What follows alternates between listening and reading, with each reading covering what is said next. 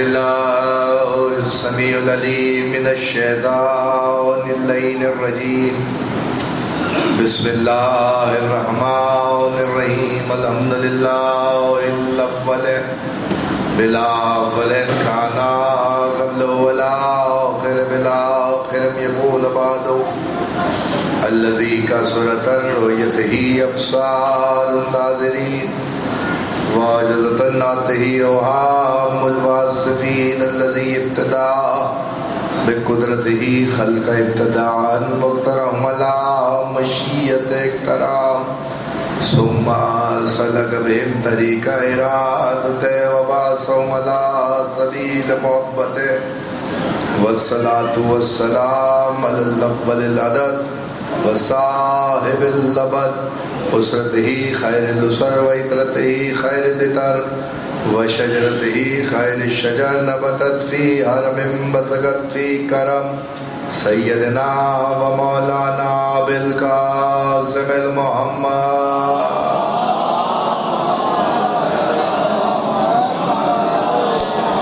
وآل بیتہ الطیبین الطاہرین المعصومین المنتجبین المنتقبین الذین عذب اللہ عنہم الرجس وطہرہم تطہیرا.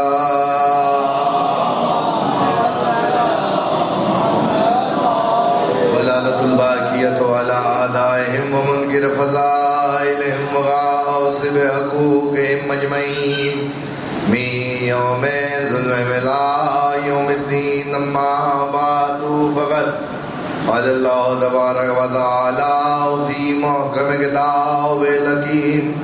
بسم اللہ الرحمن الرحیم. ثم اورثنا الکتاب الذین اصطفینا من عبادنا صلوات.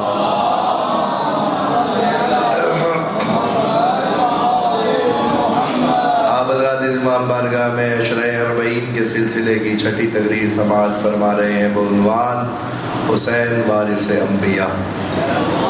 آج کی تقریر کا ایک منفرد پہلو ہے، وہ اس وجہ سے کہ آج شب شہادت ہے امام علی رضا علیہ السلام.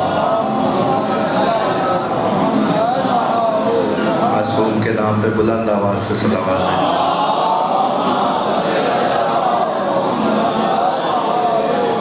شب شہادت امام اشتم ہے اور بڑی ہی دلچسپ بات یہ ہے کہ دو اماموں کی زیارت کا تسلسل اگر دیکھا جائے، اگر آپ مشہد امام رضا کے روضے کی زیارت پہ گئے ہیں تو آپ کو پتہ ہوگا، جو نہیں گئے خدا ان کو لے کے جائے.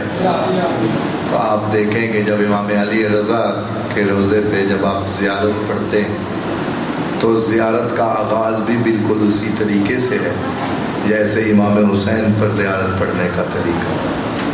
اس زیارت کا آغاز بھی ایسے ہی ہے، السلام علیکہ یا وارث آدم صفوت اللہ. اے آدم کے وارث صاحب پر سلام ہو. اماموں میں دو اماموں کے لیے زیارت کا یہ تسلسل ہے، یا امام حسین کے لیے یا امام رضا کے لیے. تو آج گفتگو کا مرکز و محور امام کی ذات ہوگی تاکہ آپ کو پتہ چل سکے کہ حسین ابن علی کی طرح امام رضا بھی انبیاء کے وارث ہیں. اور یہ تاریخوں پہ شخصیات کا تذکرہ کرنا اس لیے ضروری سمجھتا ہوں تاکہ ہمارے بچوں کو یاد رہے کہ آج کی تاریخ کا تسلسل اور تناسب کیا، نسبت کیا. اجازت ہے کچھ دیر گفتگو کریں؟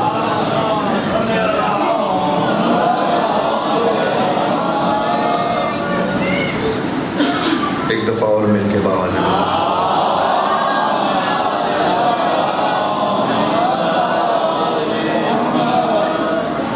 سواری علی رضا کی چلتے چلتے نیشاپور تک پہنچی.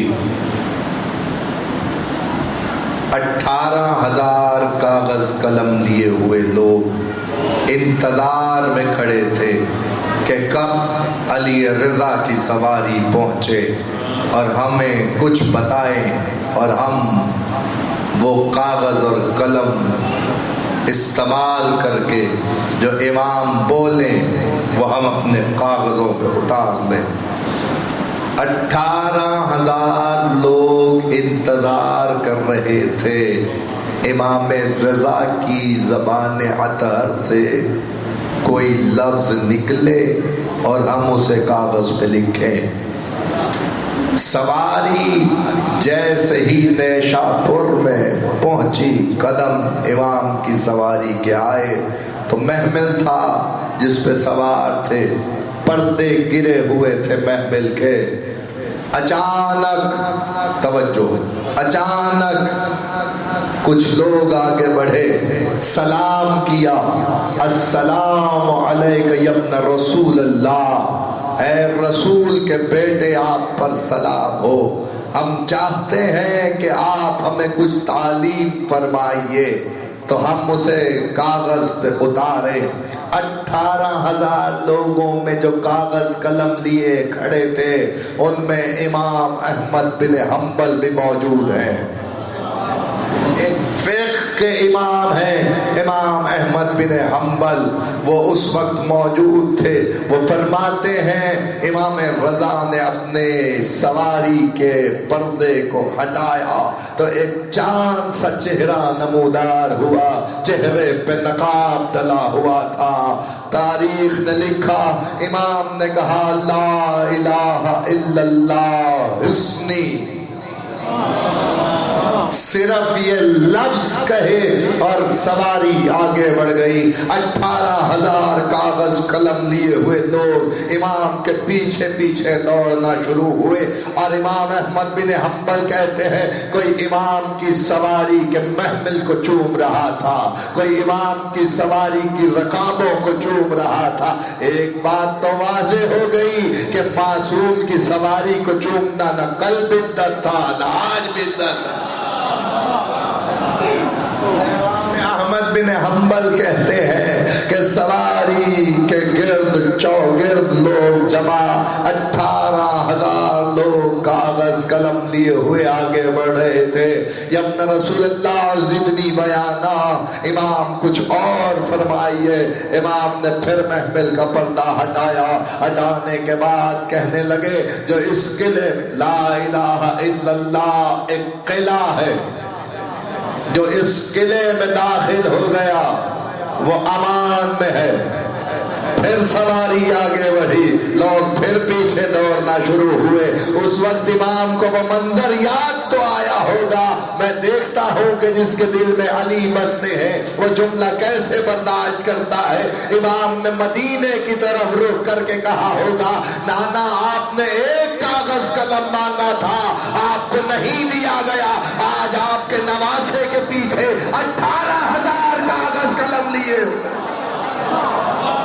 18,000 کاغذ قلم لیے ہوئے لوگ آپ کے نواسے کے پیچھے بڑھتے چلے آ رہے ہیں۔ تو تاریخ نے لکھا، لوگوں نے پھر کہا زدنی بیانا یا ابن رسول اللہ۔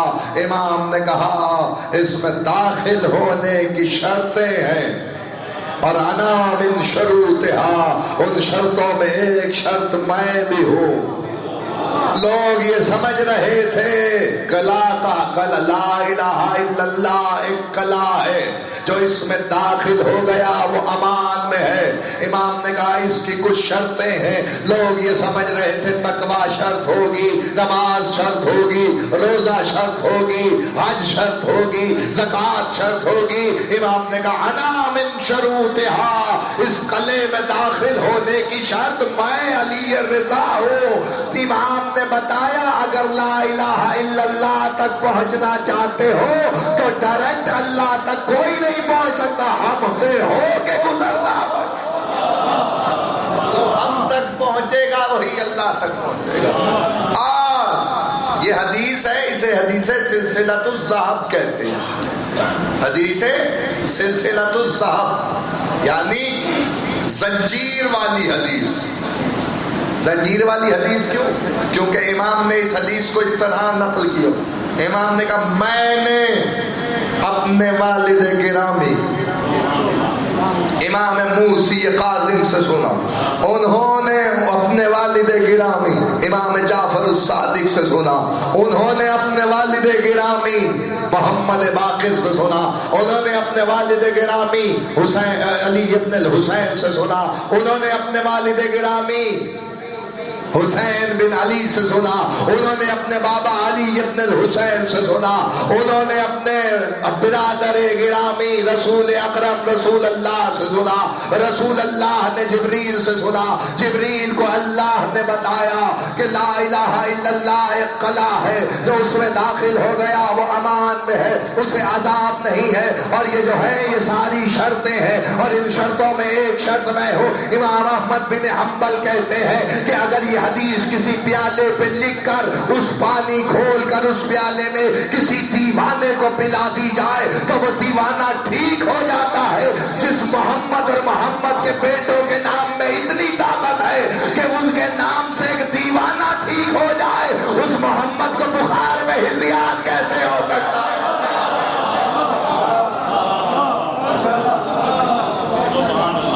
اچھا میں تو زور لگا کے تقریر کر رہا ہوں, آپ بھی زور لگا کے تقریر سنیے.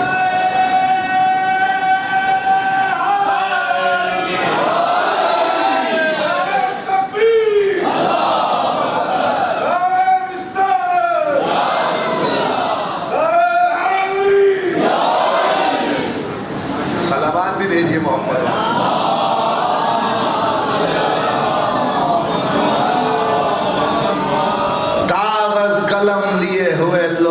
پیچھے چل رہے تھے اور علی رضا کی سواری نیشاپور میں داخل ہوئی. چاہنے والے قریب آ گئے, جو زیارت پہ گئے انہیں معلوم ہے, جو نہیں گئے خدا لے کے جائے. آ کے لوگوں نے کہا مولا ہمیں دقت ہوتی ہے, ہمارے پاس پانی نہیں ہے. امام نے قدم رکھے, چشمہ جاری ہو گیا, میٹھے پانی کا چشمہ نیشاپور میں جاری ہوا.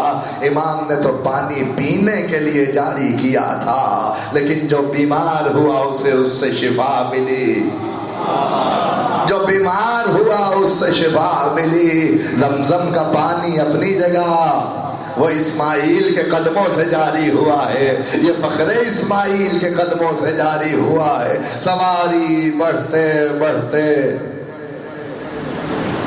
بادشاہ وقت کے دربار تک پہنچی, اور اس نے چاہا کہ اپنی بیٹی کا عقد ام حبیبہ کا امام سے کرے. جب یہ فیصلہ ہوا, یحییٰ بن اقسم جیسا قاضی الحاجات قاضی القضات اس وقت موجود ہے, یعنی چیف جسٹس, پریشانی ہو گئی, لوگ پریشان ہوئے کہ یہ کیا ماجرا ہے کہ بادشاہ نے علی رضا سے شادی کیوں کی اپنی بیٹی؟ کیا بنی عباس کے شہزادے مر گئے تھے جو بنی ہاشم کے لڑکے سے بنی ہاشم کے خاندان میں اپنی بیٹی دی؟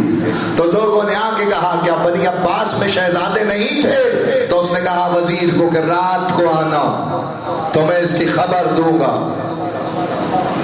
رات کو آنا تو میں اس کی خبر دوں گا کہ اس میں رات کیا ہے. رات کو وزیر پہنچا, بادشاہ نے کھڑکیاں بند کی, پردے گرائے, کہنے لگا تجھے پتا ہے میں نے کس کو بیٹی دی ہے؟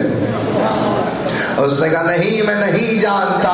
تو کہنے لگا جان لے میں نے اس کو بیٹی دی ہے, اگر اس کے یہاں اس کی وجہ سے میری بیٹی کے یہاں اولاد ہو گئی, توجہ اولاد ہو گئی, اور وہ مجھے نانا کہے تو وہ جو بیٹا ہوگا اس کا وہ رسول کا بیٹا ہوگا, اور اگر وہ مجھے نانا کہے گا تو میری بخشش کے لیے کافی ہو جائے گا. تو ایک بات تو واضح ہو گئی کہ ان کو بیٹیاں اسی لیے دیتے رہے کہ کہیں ایک بیٹا ہو جائے اور وہ بخشش کا سامان ہو جائے. اللہ بھی تو اللہ ہے, اللہ نے کہا بیٹیاں دینا تمہارا کام ہے, اولاد نہ دینا ہمارا کام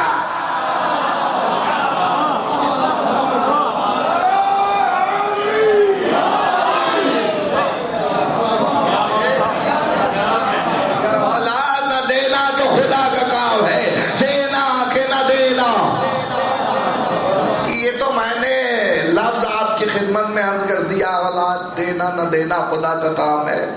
خدا بھی تو ان کی مشیت پہ ہے، یہ اس کی مشیت پہ. جو وہ چاہتا ہے وہ یہ چاہتے ہیں، جو یہ چاہتے ہیں وہ چاہتا ہے.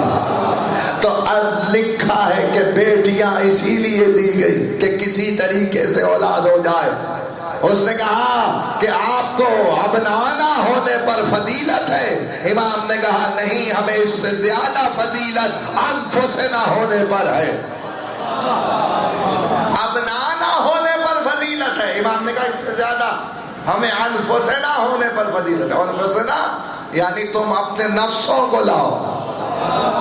جب فیصلہ، یہ جمع کے صیغے ہیں، صاحب علم لوگ جانتے ہیں کہ جب آیت اتری ابنانا و ابناکم و نسانا و نساکم و انفسنا و انفسکم، تو یہاں جمع کا صیغہ ہے. تم اپنے بیٹوں کو لاؤ، ہم اپنے بیٹوں کو لائیں. اور عربی میں قانون ہے بیٹوں کا اطلاق 3. جب جمع کا صیغہ آتا ہے تو 3 یا 3 سے زیادہ پہ ہوتا ہے. تو اس کا مطلب یہ ہے کہ بیٹے تو حسن و حسین گئے ہیں، تو پھر جمع کا صیغہ کیوں آیا ہے؟ جمع کا صیغہ اس لیے آیا کہ حسین کی پیشانی میں باقی 9 ائمہ کا نور بھی ہے جو میدان مباہلہ میں گیا ہے، اس لیے 9 بیٹوں کا تذکرہ بھی ساتھ کیا ہے. تو اس نے کہا آپ کو اس بات پہ فخر ہے کہ آپ کو ابنانا کہہ کر پکارا ہے. امام نے کہا اس سے زیادہ فخر کی بات ہمارے لیے ہے کہ ہم انفسنا ہے، یعنی مصطفیٰ کا نفس ہے. نفس خدا کے علاوہ نفس رسول بھی ہے. اس بات کو یاد رکھیے گا. اس نے کہا کہ بتائیے کہ یہ حدیث جو موجود ہے کہ علی قسیم النار والجنہ ہے، یہ ایک نشست کے سوال ہے جو میں آپ کے سامنے بیان کر رہا ہوں. علی جو قسیم النار والجنہ ہیں تو کیسے جنت اور جہنم کو تقسیم کریں گے؟ موالی و حلالی و جملہ آپ کے لیے امام رضا نے ارشاد فرمایا. امام نے کہا میرے دادا علی جنت اور جہنم کو اعمال کی بنیاد پہ تقسیم کریں گے.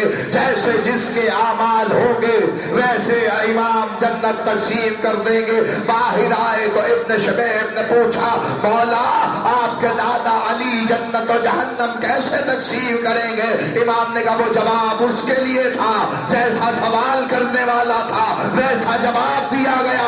اب سوال تو نے کیا ہے تو جواب سن. امام صراط مستقیم پہ آ جائیں گے، پل صراط پہ کھڑے ہوں گے، نیچے جہنم ہوگا، اوپر پل صراط ہوگا. صراط کے کنارے میرے دادا علی کھڑے ہوں گے اور اہل محشر کی طرف دیکھیں گے، پھر جہنم کی طرف دیکھیں گے اور پھر کہیں گے ہاذ علی و ہاذ لک، ہاذ علی و ہاذ لک. جہنم یہ میرا ہے، یہ تیرا ہے، یہ میرا ہے، یہ تیرا.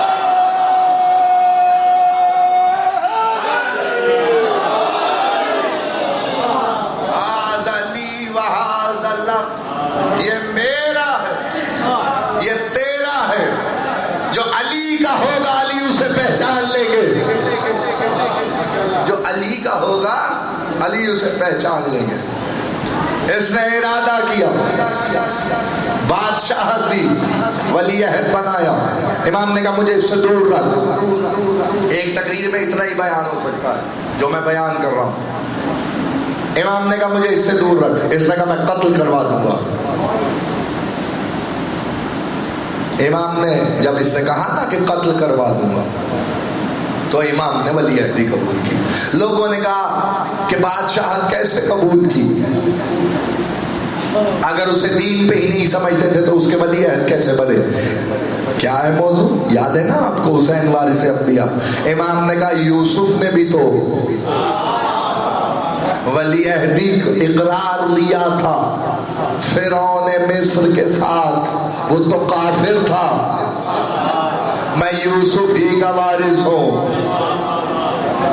یوسف ہی کا وارث ہوں. جب ولی عہد بنا دیا تو ایک سکہ ڈھلوایا جسے امام ضامن کہا جاتا.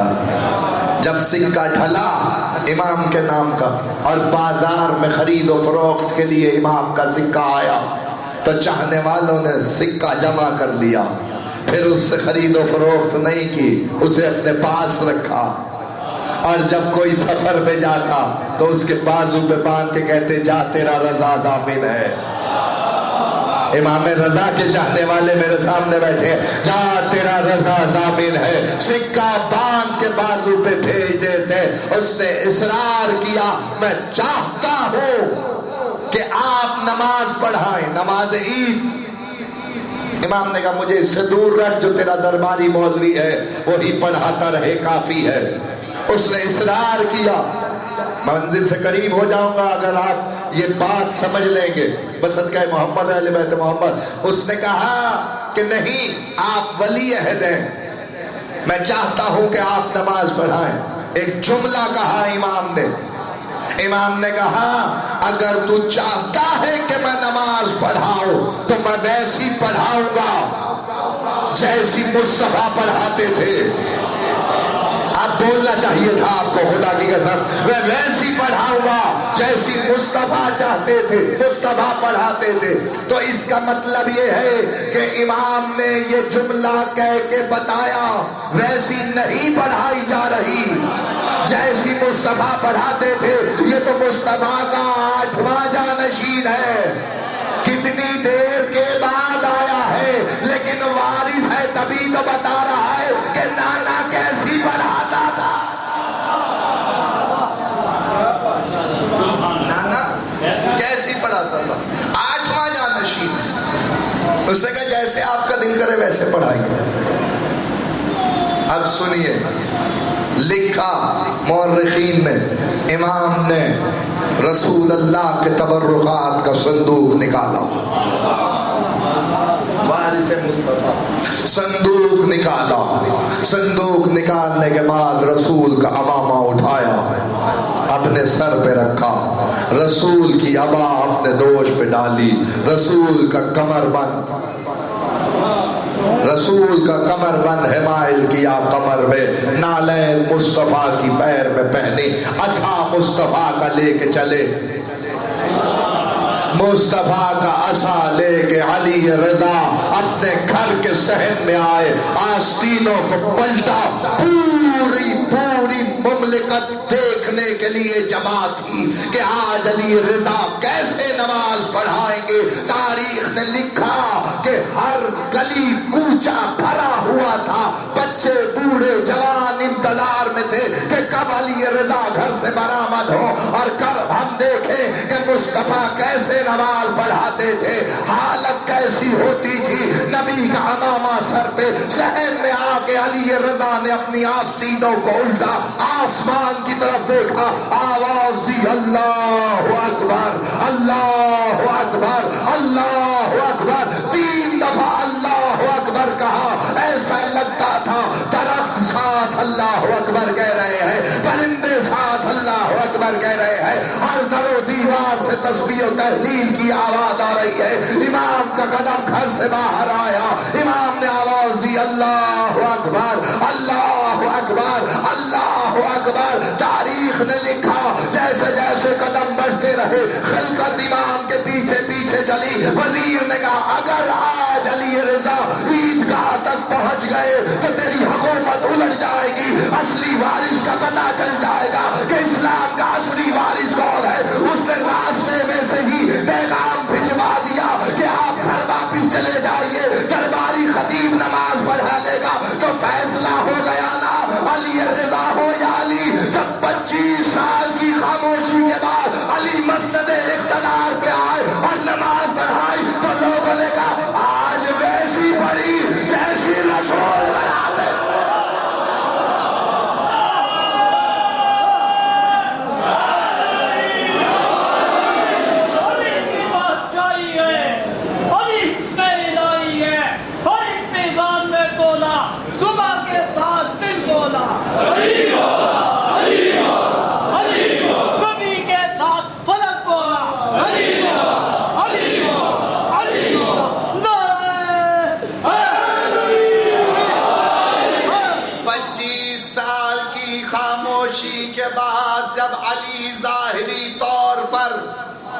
خلافت پہ متمکن ہوئے تو لوگ جب نماز پڑھنے کے لیے آئے تو لوگوں نے کہا آج ویسی نماز پڑھی ہے جیسی رسول اللہ کے پیچھے پڑھتے تھے۔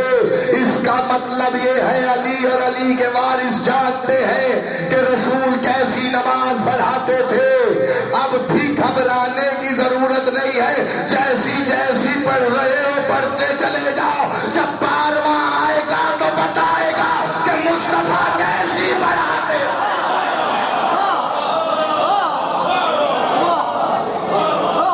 صلوات بھیجیے امام زمانہ کی طرف.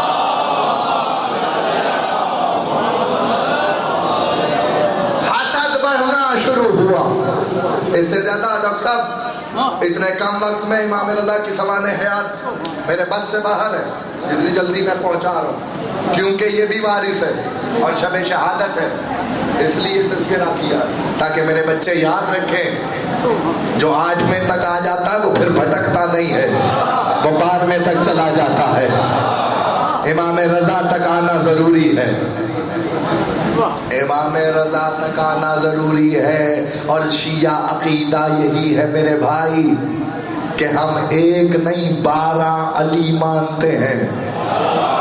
نصیری میں اور شیعہ میں یہی فرق ہے کہ نصیری ایک کو مانتا ہے، ہم 12 علی مانتے ہیں. 12 علی جیسے، مصطفیٰ جیسے. تو جو 8ویں تک آ جائے پھر اسے گھبرانے کی ضرورت نہیں، وہ 12ویں تک خود بخود پہنچ جاتا ہے. امام رضا اس کڑی کا نام ہے امامت میں. جب اگر ہم نے امامت علی ثابت کر لی تو پھر کسی امام کے ثابت ہونے کی ضرورت نہیں ہے، کیونکہ وہی دلیلیں جو علی کے لیے ہیں وہی ہر امام کے لیے ہیں. امامت کے ثبوت کے لیے وہی نص موجود ہے، وہی نص امامی موجود ہے، وہی نص قرآنی موجود ہے ہر امام کے لیے. حسد بڑھنے لگا، قحط پڑ گیا. جب قحط پڑا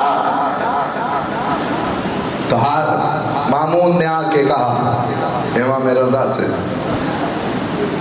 قحط پڑ گیا ہے، بارش ہو جائے تو بہتر ہو جائے.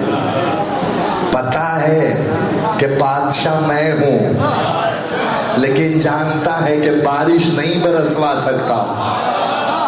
بارش برسوانے کا اختیار اسی کے پاس ہے. اب اگر وقت ہو تو میں ایک ٹکڑا آپ کے سامنے بیان کروں تاریخ کی حقیقت کا.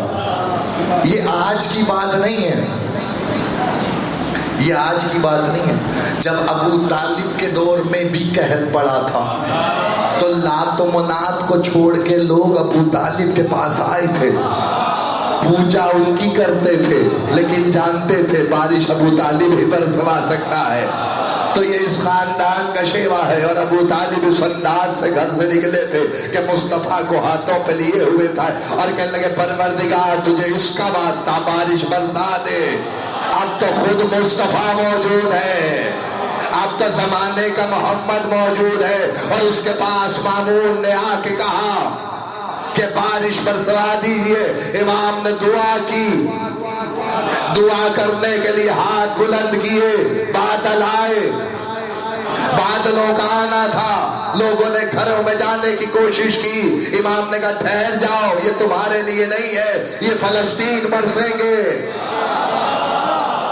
پھر دوسرا بادلوں کا ٹکڑا آیا. امام نے کہا یہ بھی تمہارے لیے نہیں ہے، یہ شام برسے گا. پھر تیسرا ٹکڑا آیا. امام نے کہا اب آرام سے گھر میں چلے جاؤ. جب تک ایک ایک آدمی گھر میں نہیں جائے گا جب تک اس کی مجال نہیں ہے کہ برسے.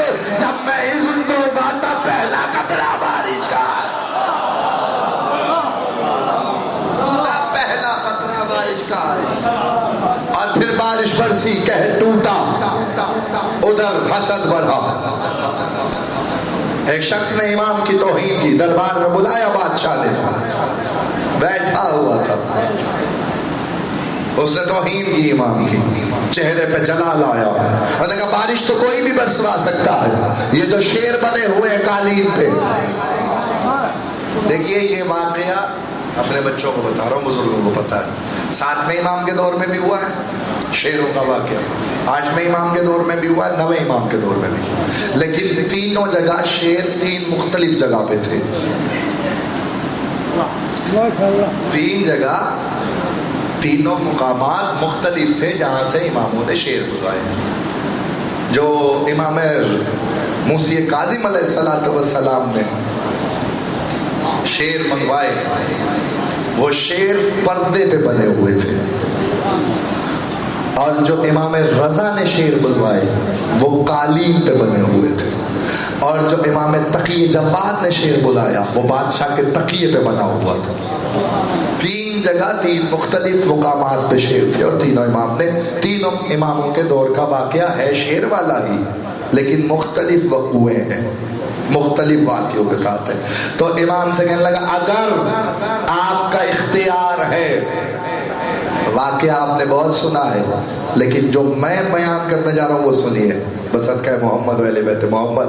تقریر آج کی حد تک منزل سے قریب ہو جائے گی اگر یہ بات آپ کی سمجھ میں آ گئی، بصدقہ محمد و اہل بیت محمد۔ اگر آپ کا اختیار ہے اور بارش آپ نے برسوائی ہے، اتنے دنوں سے بارش نہیں ہو رہی تھی، ہونی ہی تھی،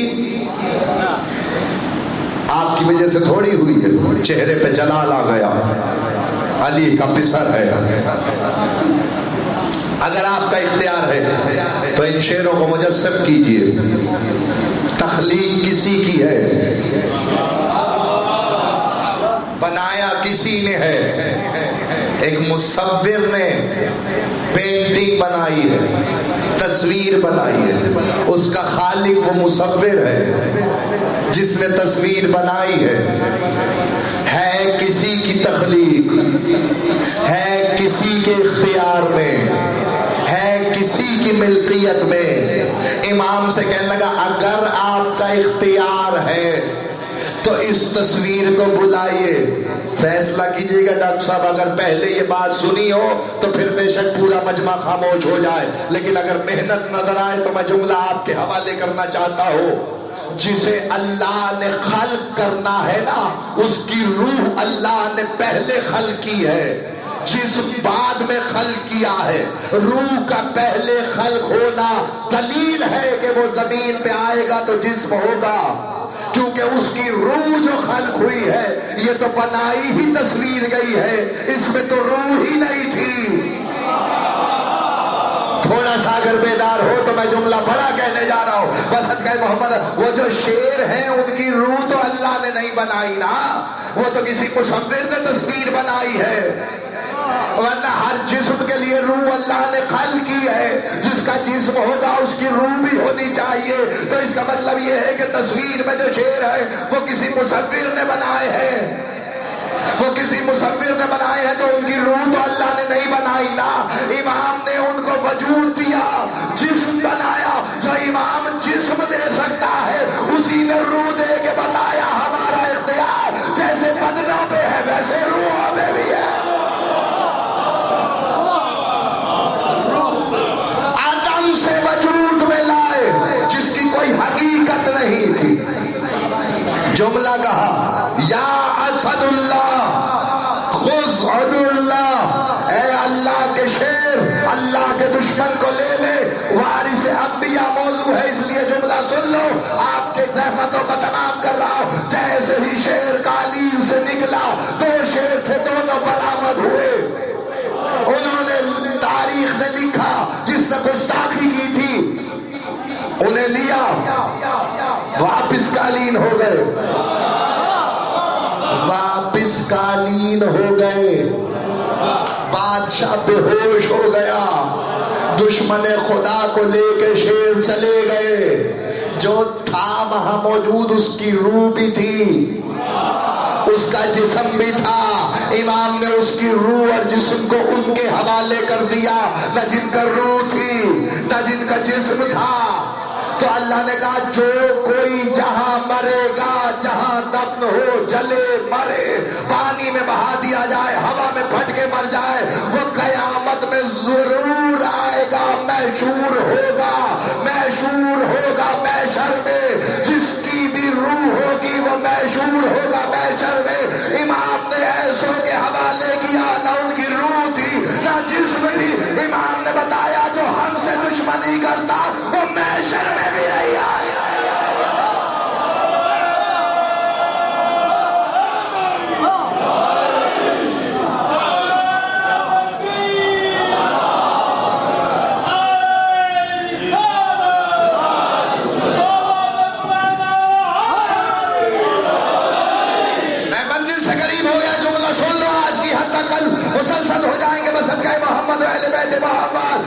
بادشاہ کو کچھ دیر کے بعد ہوش آیا.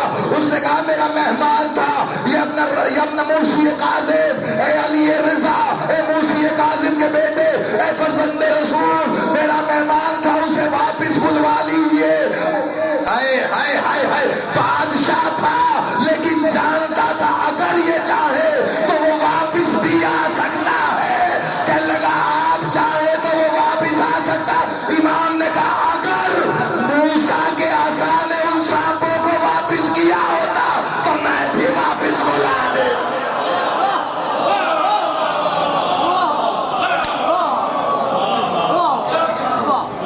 حسین وارث انبیاء عنوان ہے، موضوع سے باہر نہیں ہوا.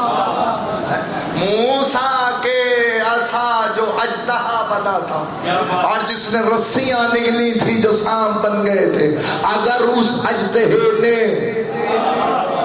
ان سانپوں کو واپس کیا ہوتا تو میں بھی واپس کروا دیتا. میں فخر موسیٰ ہوں، میں فخر موسیٰ ہوں. ایک بات اور امام نے بتائی، امام نے کہا جو ہمارا دشمن ہوگا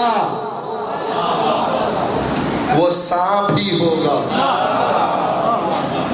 وہ سانپ ہی ہوگا. حسد بڑھا، اس نے چاہا یہ واقعہ کل عالم میں پھیلا کہ علی رضا کے اختیارات کیا. اس نے دیکھا کہ اگر اب جیے تو میری حکومت کو خطرہ ہے. انگور منگوائے، انگوروں میں زہر ڈلوایا. ابا سلط ساتھ تھے. امام نے کہا ابا سلط اگر دربار سے میں واپس پلٹوں اور میرے سر پہ چادر ڈلی ہو تو کوئی سوال نہ کرنا، میرا وقت قریب آ گیا ہے.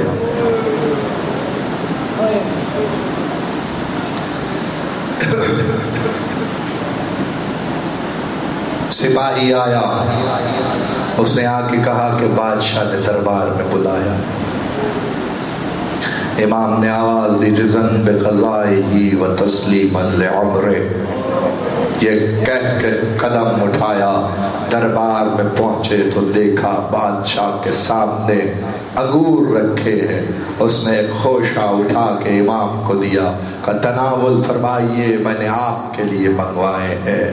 امام کی آنکھوں میں آنسو آ گئے، انگوروں کی طرف دیکھا، کہنے لگا بہت اچھے ہیں، تازہ منگوائے ہیں. امام نے کہا جنت میں اس سے زیادہ اچھے ہیں. اس کے بعد کہنے لگا تناول فرمائیے. سوچا تو ہوگا، ایک دفعہ خیال تو آیا ہوگا. بادشاہ کو دیکھ کے کہنے لگے بادشاہ کچھ خیال کر، میرا تکی بڑا چھوٹا ہے. ہائے ضرور کرنا، امام رضا کا جنازہ ہے. اور میں درخواست کروں گا اپنے جوانوں سے کہ میرے بعد تو ذاکر پڑھیں گے، لیکن ذاکر کے بعد امام رضا کے لیے ضرور پرسہ دینا ماتمی. جتنے میرے جوان ہو ماتم ضرور کرنا. امام رضا کا یہ وہ امام ہے جس کی واحد زیارت ہے، جس کی زیارت میں پڑھا جاتا ہے السلام علیکہ یا غریب الغرباء. وہ امام جو غربت میں مارا گیا اس پہ سلام ہو. آپ کیا سمجھے غربت پیسے کی غربت ہوتی ہے؟ نہیں، خدا کی قسم جو وطن سے دور مارا جائے اسے غریب کہتے ہیں.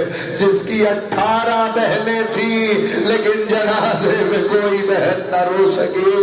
عزاداروں مقتل کہتا امام نے 3 انگور اٹھائے، آواز دی اِنَّ لِلَّهِ وَإِنَّا إِلَيْهِ راجعون.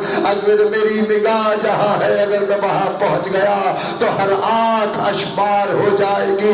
جملہ سننا، امام رضا نے کہا اِنَّ لِلَّهِ وَإِنَّا إِلَيْهِ راجعون. سب اماموں کو بعد حسین زہر دیا گیا، لیکن زہر کی نوعیت مختلف ہوتی تھی.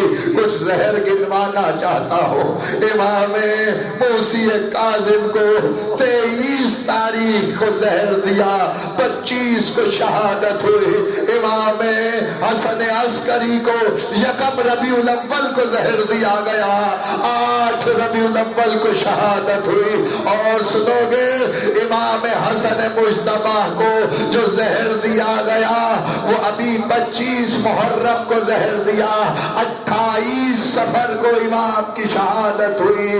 عزادارو 7 صفر کو زہر دیا، 28 صفر کو شہادت، 21 دن امام زہر کے اثر میں تڑپے۔ اسی طرح ہر امام کو مختلف نوعیتوں کا زہر دیا، کوئی امام 7 دن زہر میں تڑپا، کوئی 9 دن زہر میں تڑپا، کوئی 21 دن زہر میں تڑپا۔ لیکن آپ کو پتا ہے سب سے کاری زہر کس امام کو ملی؟ وہ امام رضا ہے کہ ابھی زہر دی گئی اور چند گھنٹوں میں دنیا سے رخصت ہو گئے۔ کہتے ابا سلط کہتا ہے جب کہنے لگے جب میں دربار سے آؤں اور میری حالت یہ ہو کہ میرے سر پہ چادر ہو تو مجھ سے کلام نہ کرنا۔ ابا سلط سے کہا تھا میرے پیروں کی طرف دیکھنا تو تجھے پتا چل جائے گا۔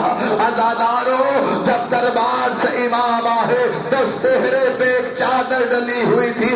ابا سلط کو خیال آیا، امام نے کہا تھا پیروں کی طرف دیکھنا، اب جو پیروں کی طرف دیکھا جہاں سے قدم اٹھاتے تھے وہاں سے لہو آتا تھا، پیروں سے لہو جاری، ہاتھوں سے لہو جاری۔ بستر میں آئے کہنے لگے ابا سلط ہر سما کو بلا لا۔ ہر سما کے قریب دوڑتا ہوا ابا سلط پہنچا۔